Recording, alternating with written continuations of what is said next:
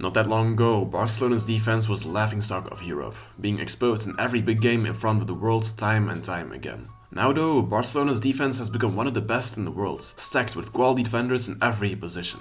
But how did Barcelona's defense become great again? And is it really that good? Because Barcelona have conceded more goals than last season up till now. Well, in this video, that's what we're all about to discuss, so make sure to stay tuned.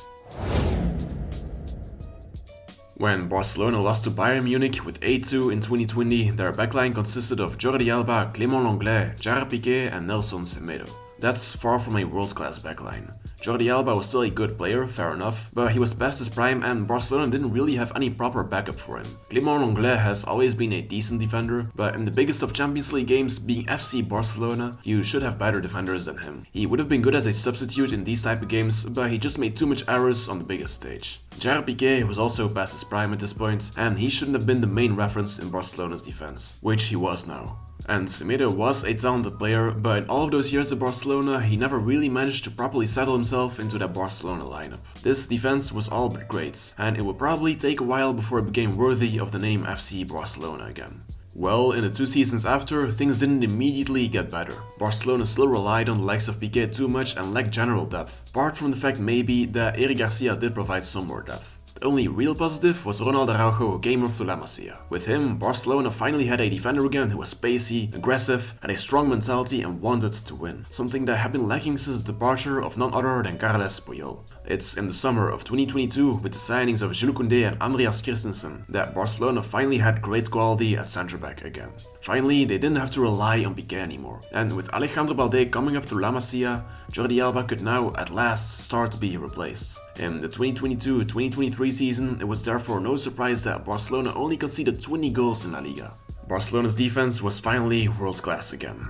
In summer of 2023, João Cancelo and Inigo Martinez were added on top of what Barcelona already had. That means that now Barcelona finally had a right back again who could pose an attacking threat, and who could be creative and almost play as an extra midfielder. It seemed like the defense was finally complete. Now, a question a lot of people might ask is whether Barcelona's current defense is really that good. After 10 games in La Liga, they've already conceded 10 goals. That's not too great, is it? Well, purely on quality, this defense is just as good, if not better, than 1 year ago. Last year, at centre-back, Barcelona's options were Koundé, Araujo, Christensen and Eric Garcia. The only thing that's changed now is that Inigo Martinez has replaced Eric Garcia. If I ask you who of the two is the better defender, who would you pick then? You could argue that Eric Garcia is still young and has a higher ceiling, but Inigo Martinez is definitely the better defender at the moment. He's better in the air, he's more assertive and better at assessing defensive situations, and he's in general more accurate when it comes to tackling and intercepting the ball. He's also left-footed, which is a huge benefit for Barcelona as there is no other first-team defender who's left-footed. With him on top of what Barcelona already had, it's a no-brainer that their defense has just more quality now, right? But what is the reason for Barcelona's defense becoming more leaky now then? Well, it's a matter of risk and rewards. Barcelona is averaging the highest number of expected goals out of any team in Europe's top 5 leagues right now. Their attack this season is better than it's ever been in the last years, and that has come with its downsides as well. Last season, at right back, Xavi often played Jules Koundé. That meant that you had a defense with only 1 attacking left back in Alejandro Balde and 3 world-class central defenders in Christensen, Araujo and Koundé. How was that defense not going to concede that few goals? But that also meant that there was very little creative output from the defenders that could help Barcelona find the breakthrough in attack. The key man to have turned all of this around is of course none other than João Cancelo. He's basically a number 10, but he's just got the defensive quality as well, which turned him into this right back who's as creative as your average world-class midfielder. With him, it's no surprise that Barcelona have become more fluent in attack again, and that they have had an easier time creating goal-scoring opportunities than last season, which has become especially apparent against low-block teams. Last season, Barcelona didn't play in enough of an attacking way according to many fans, and if you now look at the current Barcelona team,